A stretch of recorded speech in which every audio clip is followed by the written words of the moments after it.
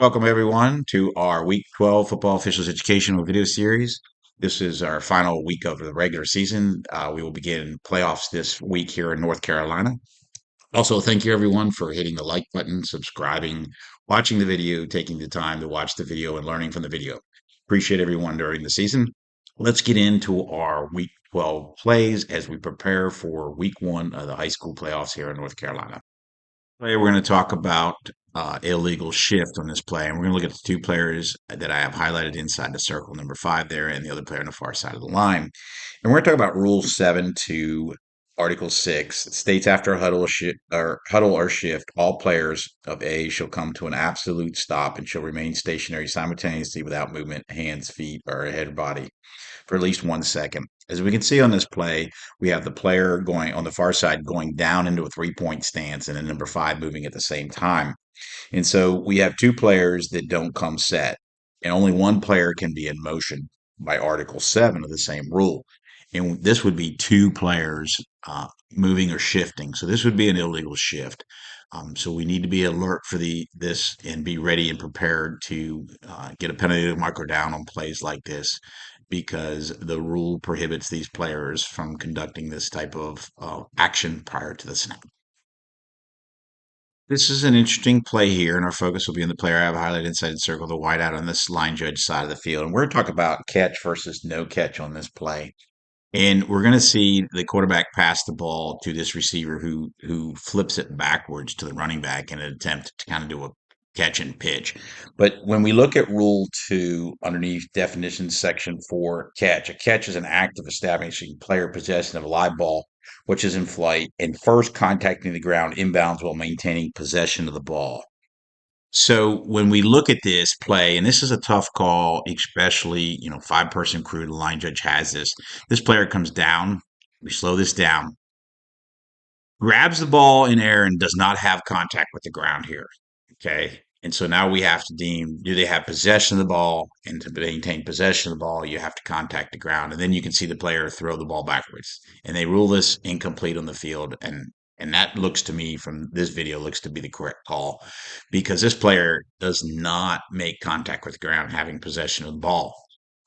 The toss backwards occurs and releases from the hands prior to making contact with the ground here. And like I said, it's a tough call because this official on this sideline has to look at both the ball and then also know in contact with the ground and then determine do they have possession of the catch.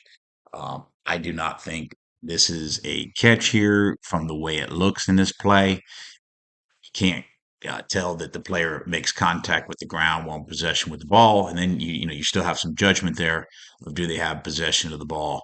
A good call on the field here by the official on this sideline. Next play is an extra point. As we get into the playoffs, we'll have teams that will be running some unique formations, potentially an extra points and field goals to try to, get an advantage. We want to make sure that we get these calls right. So first of all, in this play, can the kicking team use a numbering exception? And the answer is yes, because they're in a kicking formation because they have a holder and a kicker in place. The second part here is, does the holder and the kicker commit a legal shift or an illegal shift? Then it looks like you have the holder going down and the kicker still moving. So we have two players shifting and not getting set for that required 1 second. So an illegal shift could be called here on this play if you deem that they did not get set for that 1 second. Finally, we want to get into the snap, the action by the snapper.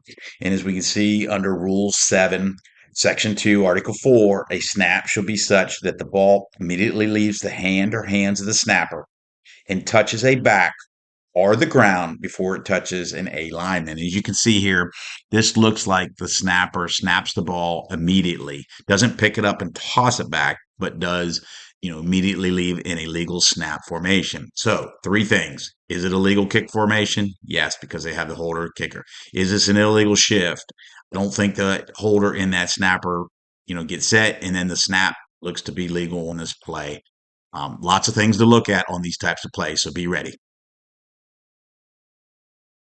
This play, we're going to talk about inbounds, out of bounds, stopping versus winding the clock. And we're going to have a play here where the quarterback throws the ball to the number 3 receiver on the line judge side of the field. The ball's thrown behind the line of scrimmage, and then that receiver is going to run downfield, and you're going to see where he goes out of bounds, still continuing forward progress.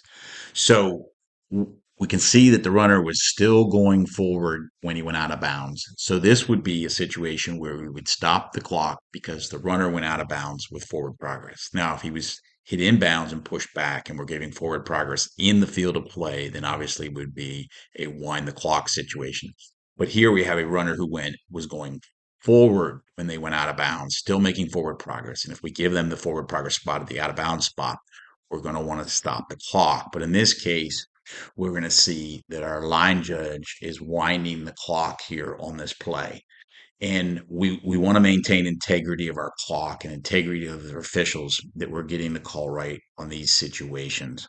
So if you're ruling that the out of bounds spot is the forward most progress spot and the player got out of bounds, then we're going to want to stop the clock here. We're not going to want to wind this clock by the rules of the timing.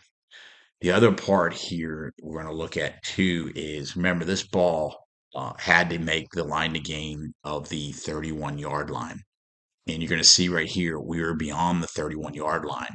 So we want to see officials, and it'd be great to see the entire crew giving the stop the clock signal because we've made the line to gain. And by rule, we stop the clock to get the ball placed in the chain set before we would wind the clock back up by the referee. But just keep those things in mind that if we maintain that forward progress was still being attained when they went out of bounds and no other part of their body touched other than their hand or foot, this would be a stop the clock situation. We want to maintain that clock integrity as officials. This play is a good play to talk about intentional grounding or the exception to intentional grounding. So we know it is legal for a player to conserve yardage for intentionally throwing an incomplete forward pass if all the following conditions are met under Rule 7, Section 5. Okay. The passer has possessed the ball beyond the lateral boundary line of the free blocking zone established, and the pass reaches the neutral zone, including the extension beyond the sideline. And the passer is the only player in possession of the ball. So we can see here that our line of scrimmage was a 25-yard line. So that's where the ball has to cross. And then we can see approximately where our free blocking zone is here. Now, remember, we're in a sideline camera, so it's not as easy to tell. But our free blocking zone is indicated there approximately with my gold line. So as long as the player receives the snap and is the only player in possession of it, that player must get outside that free blocking zone by our judgment here. We can see the quarterback roll this way and then release the ball.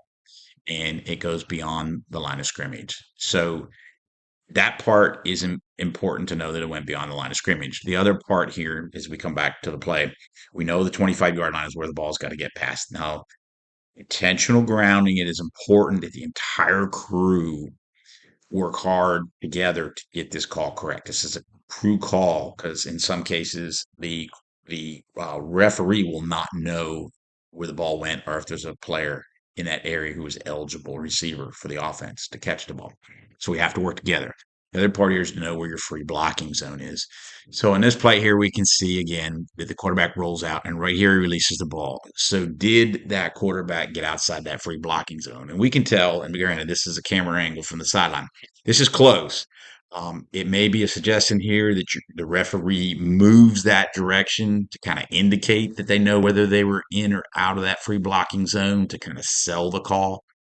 Our wing officials, as you can see, are both on the 25-yard line, which is the line of scrimmage. So they're in great position to determine whether the ball crossed the line of scrimmage. So that's good positioning there. But like I said, the referee could move over to this play a little bit after it's over and kind of indicate, that they're on top of it and they know whether they were in or out.